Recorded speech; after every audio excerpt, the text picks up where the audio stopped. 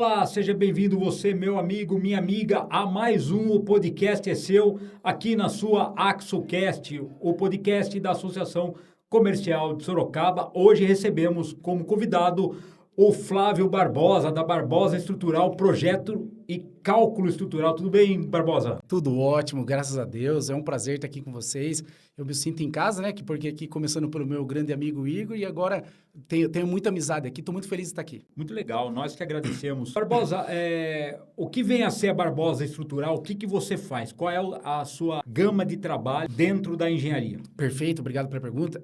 Então, nós atuamos basicamente, de forma resumida, com projetos complementares, projetos de estruturas, né? Projetos de hidráulica, projetos de elétrica, né? E isso começou há 20 anos atrás. E ao longo do tempo, não só servindo como projetos, né? Comecei a identificar a necessidade das pessoas. E outro ramo que difundiu muito, né? E hoje talvez esteja em 70% do volume do nosso escritório de trabalho, é a questão das perícias, né? Nos imóveis, perícia de construção civil, né? Então, eu trato bastante como os lesados com seus imóveis, tá? Atuando nas causas, consequências, soluções e responsáveis. Então, basicamente, hoje a nossa empresa atua com projetos e muito com perícias. Sorocaba é uma cidade que tem um boom em termos de residência, seja vertical, horizontal, condomínios, né? Sim. Eu imagino que você tenha muito serviço, muita procura. Quais são as maiores dificuldades, por exemplo, em se fazer uma perícia? Sim. Bom, de fato, você não falou uma inverdade, né? Nós temos uma crescente e talvez, infelizmente, eu tenha esse dado que nós não temos um volume de perícias num gráfico linear. Talvez esteja ligado, seja exponencial. E isso está ligado a diversos fatores, né? Como a questão da mão de obra, né? Hoje a gente pode dizer que 99% dos problemas de perícias, eles estão ligados eu não tenho outra expressão, ao cara dirigir bêbado. Então, nós temos ali a questão da perícia, do vício endógeno e exógeno, que é o quê? Falhas de projeto e execução, ou mesmo, por exemplo, vizinhos, tá? E Sorocaba, que nem você falou, é nível Brasil, mas Sorocaba sempre teve uma expansão imobiliária, né? Hoje nós temos toda a região metropolitana Sim. também, tá? Que tá expandindo bastante. E, infelizmente, nós temos esse dado que é o aumento expressivo dos lesados com seus imóveis, que variam de muitos tipos de manifestação patológica. Quer dizer, aí a gente fala em sinistro, né? Quando tem um problema, é um sinistro. Você consegue colocar etapa por etapa qual é um sinistro leve e um sinistro de grande magnitude? Repercussão, né? Eu não posso dar detalhes desse caso, mas, por exemplo, o caso das kitnets aqui, que ficou, se vocês quiserem divulgar depois, saiu no G1, né, e outras coisas, nós estamos lá fazendo esse atendimento, tá? Jardim América ali, do Jardim América? Perfeito. Ele ficou bem reconhecido de repercussão. Hoje nós temos lá no meu Instagram, se eu posso falar aqui, uma biblioteca ali nos destaques com 1.100 arquivos de mídia, que vai explanar e mostrar, no nosso site também, tudo isso que eu estou falando. O que eu chamo de vício de ordem leve, né? Por exemplo, uma possível umidade. Então, você tem uma infiltração, tá? No seu imóvel, né? Aquela famosa umidade. Pode ser um vazamento de água, pode ser uma falha de impermeabilização, né? Assim como pode ser algumas outras coisas, tá? Isso daí é um vício de ordem leve, que ele vai impactar basicamente no lucro cessante desse morador, desse lesado com o seu imóvel. Isso daí, o que significa isso, Barbosa? Significa dinheiro. Você vai ter que gastar, ter dor de cabeça para reparar esse vício. E um vício de ordem grave ou gravíssima, eu tenho muitos desses tipos, quando há sinistro, quando cai, né? Um desabamento, por exemplo. Não entendi? Um desabamento. Por exemplo, como esse daí, né? Que teve lá a questão do desabamento. Por exemplo, quando nós temos uma cobertura... É muito comum isso, tá, gente? Você tem lá um galpão e você quer colocar energia fotovoltaica, tá? Nós temos casos, isso é muito recorrente no Brasil, de se aplicar essas cargas de painel fotovoltaico nesse galpão, sem avaliar direito os possíveis riscos, e ele acaba desabando, por exemplo. Mas o que pode acontecer, por exemplo? Vamos lá, eu tenho um prédio, eu quero colocar energia fotovoltaica. Eu não faço estudo, não faço nada. Simplesmente peço para o técnico subir e colocar as placas lá. O que isso pode acontecer? Então, a primeira etapa crucial é procurar um profissional habilitado, né? Que nós fazemos isso e no mercado tem profissionais habilitados para fazer o diagnóstico disso. Então, é como se fosse... hoje eu brinco que eu sou um médico, né? E hoje eu tenho um hospital também. Então, tipo assim, você tem que fazer o diagnóstico desse telhado, você tem que verificar, você tem que recalcular ele, ver se tem projeto, se não tem. Você tem que fazer ensaio daquele material. Você manda hoje uma amostrinha na Unicamp daquele perfil de aço. Você consegue descobrir, por exemplo, isso é barato, tá? Isso tem custo-benefício bom.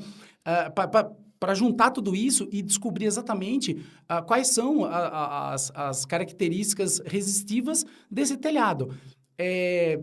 90% desses telhados não possuem capacidade resistiva, tá? Quer dizer, não seriam adequados para receber as placas, é isso? Não, exatamente. Obrigado pela simplificação. Okay. E daí o que acontece? Nós temos que fazer o quê? Projeto de reforço. Então, isso é importantíssimo. E, às vezes, infelizmente, eu tenho que falar isso, às vezes não é feito dessa forma, às vezes quer ganhar orçamento e tal. Vai lá e joga a placa lá e no nosso vasto biblioteca de mídia, você vai se deparar lá com galpões desmoronados com as placas em cima. Entendi. Por exemplo. Ô, Barbosa, quando a gente fala de estrutura também, a gente sempre pensa nas colunas, né? Sim. Prédio, por exemplo, se não houver um cálculo muito bem feito, questão de laje, questão de sustentação, o prédio pode ter problemas, né? Quais são as dicas, por exemplo, não para engenheiro, não estou dizendo que você vai dar dica para engenheiro, mas uma dica para quem, por exemplo, tem um orçamento e quer construir um imóvel para vender, para ganhar um outro orçamento em cima disso, quer construir imóveis para venda. Perfeito. E ele não contrata uma equipe qualificada e vai direto para o mestre de obras, por exemplo. Sim. A questão de cálculo, quais são as dicas que você daria para esse investidor? Sim. Existe essa questão da informalidade que você está comentando, né? Que daí procura o profissional não adequado. Gente, é cada um no seu quadrado, né? Então, tipo, tem as pessoas que vão construir, o mestre de obra, o pedreiro, assim como tem os engenheiros qualificados e arquitetos, por exemplo, e outros profissionais. Então, é importante, nós fazemos também, por exemplo, essa questão da viabilidade econômica, né? Para galpões, prédios, e sempre com assertividade e a generosidade e a verdade. Então, por exemplo, se o cara quer construir algo ali que não é viável, que vai ser um elefante branco, que não vai vender, que vai ficar caro, muitas vezes acaba fazendo alguma coisa ali que não é correta, por exemplo, não é ideal para poder vender. Então, a dica é sempre fazer um estudo de viabilidade econômica com profissionais qualificados, né? E você comentou da informalidade. Não existe uma obra que é muito raro, gente, é uma obra que vá dar certo sem um bom projeto realizado por um bom profissional, né? Muitos falam para mim, na minha carreira de 20 anos, segurança, Barbosa. Segurança é obrigação, cara. Isso aí é minha obrigação. Se eu não puder fornecer segurança no projeto, aí tá a questão da competitividade em fazer um projeto bem econômico, tá? Agora, Barbosa, também acontece muito, e eu percebo isso rodando a cidade, que muitas pessoas reformam residências, chácaras. Ela mesmo desenha, contrata uma equipe para levantar, por exemplo, um patamar, um imóvel, um andar, por exemplo, um sótão que seja. E isso também tem risco, né? Tem. Você vai ver também na minha vasta biblioteca de mídias, o Barbosa chegando na obra com uma instrução já definida via WhatsApp, telefone, escora tudo aí, entendeu? Que eu tô chegando aí. Mais ou menos isso, cara. Então, existe sim o que você tá falando e daí vira até, muitas vezes vira até uma situação de deboche, né? De brincadeira, tipo, fui mexer ali e não deu certo. Daí a gente junta esse bom humor mas agora vai ficar caro, dependendo da situação. Então, Barbosa, no caso concreto, eu sei que o caso está em andamento ainda, você não pode abrir muitas informações, os detalhes, mas no caso similar, tá? Ao que aconteceu lá na kitnet do Jardim América. Quando acontece isso, tem que refazer a obra inteira? Quer dizer, você faz a demolição do que sobrou e você começa do zero ou dá para recuperar, por exemplo? Ótima pergunta, Gustavo. Você é craque. O que acontece? Isso é importantíssimo falar. Gente, vamos falar aqui, 95% dos problemas dos imóveis tem cura, tem solução. Não falei aqui, nós também fazemos os projetos de recuperação, temos mais de 700 tipos de ensaios, cara. O hospital aí que eu falei, entendeu? Para detectar as questões qualitativa e quantitativa da recuperação assertiva, né? No melhor custo-benefício desse imóvel. 95% tem a questão da cura, né? Dos projetos de suas terapias. Aí tem que analisar as questões da viabilidade, tá?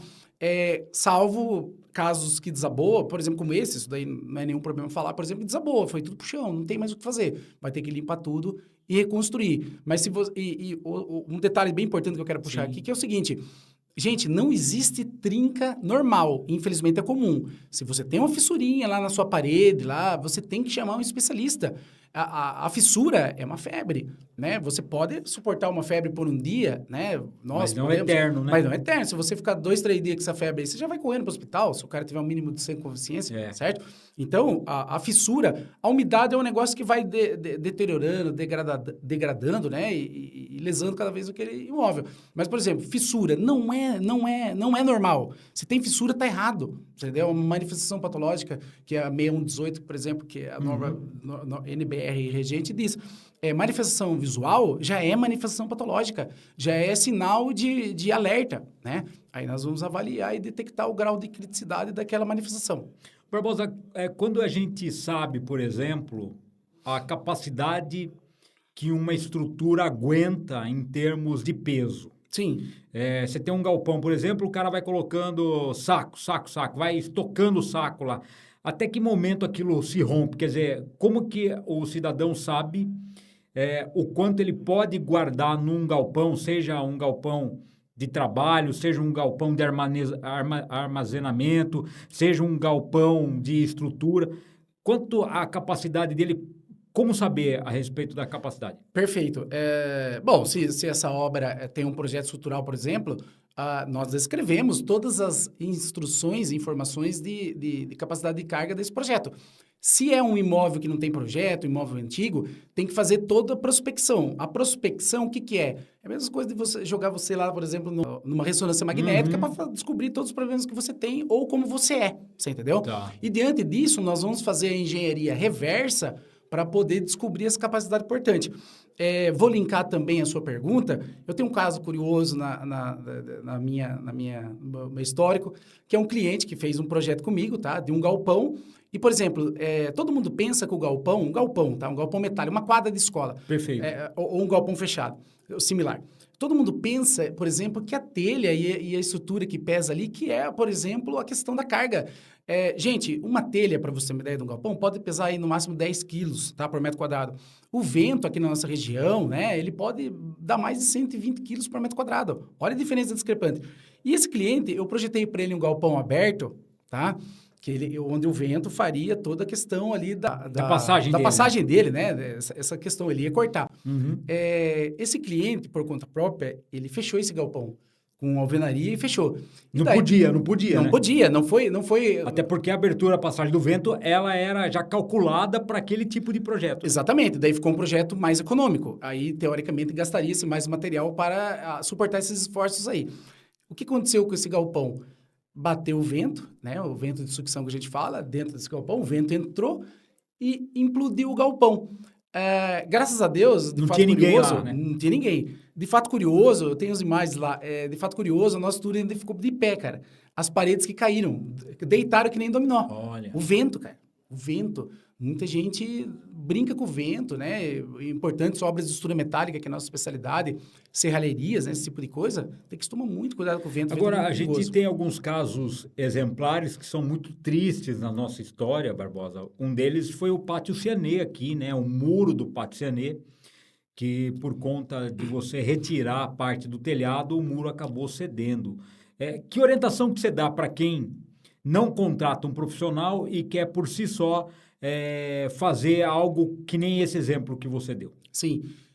Na época, nós prestamos uma consultoria, fizemos uma visita no Cianê, por coincidência. Eu falei para você que aqui é repleto de coincidências e indicações cruzadas. Sim. E daí nós prestamos as consultorias necessárias, que é o que a gente faz até hoje, justamente para poder cercar o problema de todos os lados, na medida do possível, da engenharia. Para as pessoas de hoje, eu até brinquei aqui, evite, por exemplo, fazer uma coisa sem chamar um engenheiro, né? Não deixa eu chegar lá depois que o negócio tá com problema, tá?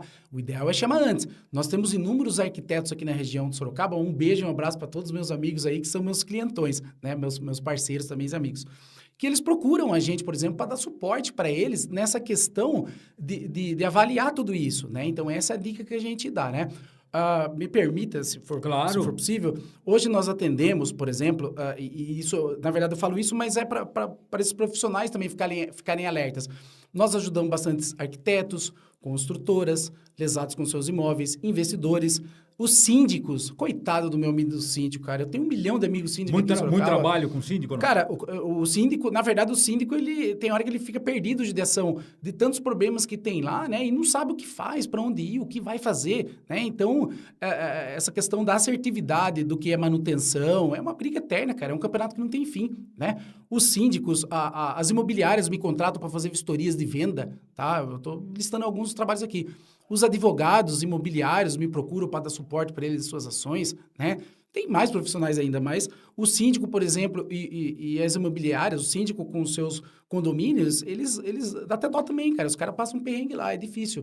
Então, eles precisam dessa suportação de engenharia para poder, desse suporte de engenharia para poder ajudar, né?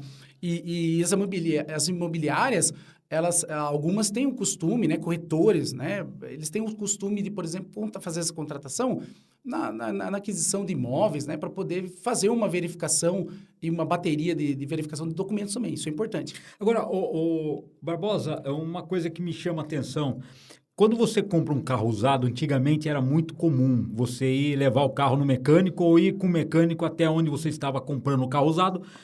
Lógico que o mecânico dá sua confiança para verificar se o carro tinha algum problema ou não para você fazer fechar a compra.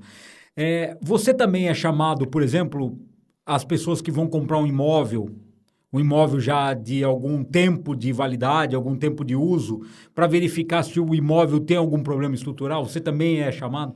Extremamente acionado, né, pelas imobiliárias e pelos interessados em comprar imóvel. E eu quero fazer um link muito legal aqui, não sei se é cultural, o que é, mas olha que interessante, você colocou o caso do carro, né? É. Você vai comprar um carro aí, por exemplo, usado, vamos colocar aqui um valor, R$250 mil.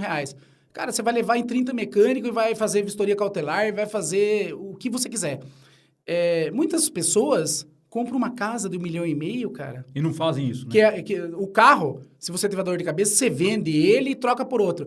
Muitas vezes, o investimento na casa, do imóvel dessa pessoa, é o investimento maior na vida dessa pessoa. É o investimento máximo. É o investimento da vida toda, né? E daí acaba por ir lá e olhou, né? Às vezes tem vício oculto. Tem muito vício oculto que, às vezes, a gente consegue compreender um pouco mais de conhecer o imóvel. Então, um investimento, na minha opinião, é uma vistoria técnica, tá? Agora, Barbosa, por exemplo, vou dar um exemplo, tá? Eu Manda quero aí. comprar uma casa num condomínio de um valor superior a 1 milhão. Sim. Mas assim, deram um tapa na casa, a casa tá bonitona lá. Aí eu chamo você. Obviamente que você vai falar assim, isso aqui não tá legal, isso aqui tá diferente e tal. Mas a gente não pode quebrar ali para saber se realmente tá legal ou não. Só olhando, observando, é possível dar um diagnóstico? Com essa visita técnica que eu faço, como visita de vistoria do imóvel simples, eu tenho algumas habilidades, por exemplo, adquiridas ao longo do tempo, de observar alguns possíveis indícios de manifestação patológica, tapeou, né, tapou sua peneira, maquiou. E daí nós conseguimos fazer hoje, com esses 700 ensaios que eu tenho lá, não destrutivos, nós conseguimos fazer um mapeamento da estrutura, que é o que você está. Nós não vamos fazer isso, obviamente, para comprar.